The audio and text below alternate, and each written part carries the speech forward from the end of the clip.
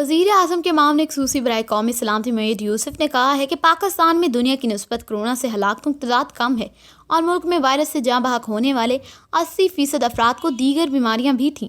Virus کی صورتحال سے متعلق میڈیا بریفنگ میں معید یوسف کا کہنا تھا کہ کرونا وائرس کی مقامی منتقلی کو روکنے کی کوشش کر رہے ہیں۔ پاکستان میں کرونا وائرس 63% مقامی طور پر منتقل ہوا۔ ملک میں کرونا وائرس وبا سے ہونے والی ہلاکتوں کی شرح 1.9% ہے۔ ملک میں کرونا کے 514 نئے کیسز رپورٹ ہوئے اور مزید 16 افراد جاں بحق۔ ان کا کہنا تھا کہ کوشش ہے اپریل کے آخر تک کرونا ٹیسٹ کی تعداد 20,000 ہو جائے گی۔ اس کے ذریعے متاثرہ علاقوں کی نشاندہی اور ملک میں اسمارٹ لاک ڈاؤن کی طرف جانے میں مدد ملے گی۔